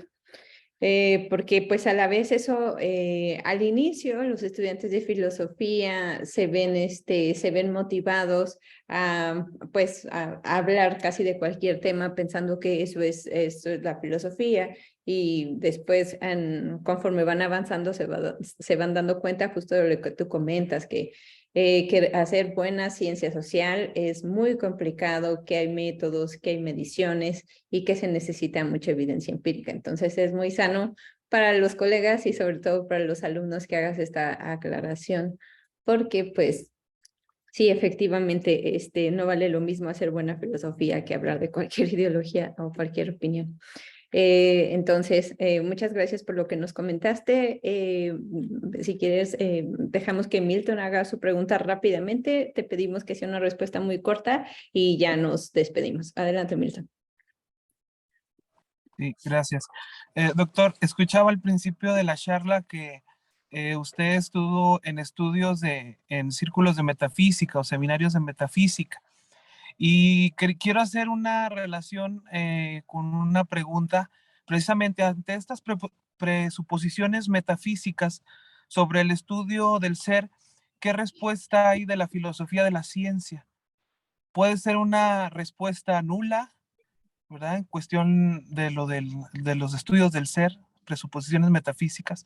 ¿O hay una respuesta, como ahorita mencionó, bajo una corriente de metafísica analítica que no la había escuchado? Y si es así, doctor, ¿me podría explicar más acerca de esta corriente en relación con las respuestas que da la filosofía de la ciencia a preguntas metafísicas? Porque se me hacen preguntas muy sociales, ¿no? Es decir, ¿cómo reacciona la ciencia ante preguntas y cuestiones del ser? Pues muy bien, Milton. No sé, supongo que supongo que no estás conduciendo a la vez, ¿eh? Eso es en España, si conduces con el teléfono móvil te ponen una multa, te denuncian. No, a ver, la filosofía de la ciencia puede decir muy poco sobre eso. A ver, sobre el ser, de hecho, te diría que en principio no puede decir prácticamente nada, excepto aquello que ya tenga que ver con cuestiones. A ver, la ciencia tiene una ontología determinada. Y si tiene una ontología determinada, es susceptible de análisis crítico de las presuposiciones respecto de lo que hay, qué propiedades tiene y cómo se puede investigar. Existe una corriente muy desarrollada en estos momentos de filosofía, de metafísica analítica. Y hay que se basan digamos, pueden utilizar diferentes herramientas, o bien de análisis conceptual, o también algunas, por ejemplo, de utilización, por ejemplo, de lógicas modales, utilizar la lógica modal para hacer este tipo de investigaciones en el ámbito especialmente estudiando propiedades como la necesidad, la posibilidad, etc. Y también existe metafísica naturalista, una metafísica que pretende, de algún modo, dar una respuesta a las cuestiones tradicionales metafísicas, pero utilizando el conocimiento científico al respecto, ¿no? Si uno se plantea la pregunta sobre lo que hay, hombre, algo han dicho los científicos sobre eso. Y eso algo se debe tener en cuenta, por lo menos, más allá de pues, la pura especulación.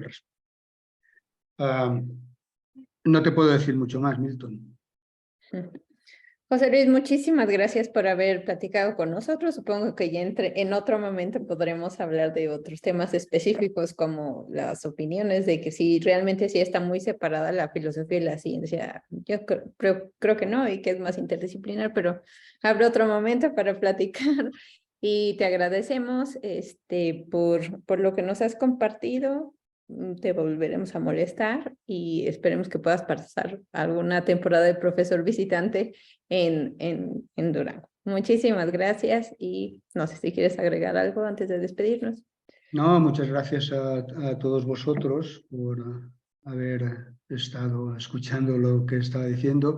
Simplemente decir que, bueno, a lo mejor obviamente yo me dedico a filosofía de la ciencia, entonces pues obviamente uno habla desde donde habla, ¿no? Y por lo tanto hay un sesgo que tiene que ver con ese hecho y después también sesgos que tienen que ver por digamos, la situación que yo conozco en relación con la enseñanza de la filosofía en España, tanto en el bachillerato como en la universidad, y que obviamente pues entiendo que en México debe ser distinto, simplemente lo desconozco, ¿no? Y Muy bueno, bien. pues eso, muchas gracias a todos vosotros. A ustedes, bueno, pues entonces que tengan una excelente tarde. Buena noche para ti, José Luis, y pues seguimos en contacto. Hasta luego. Muy bien.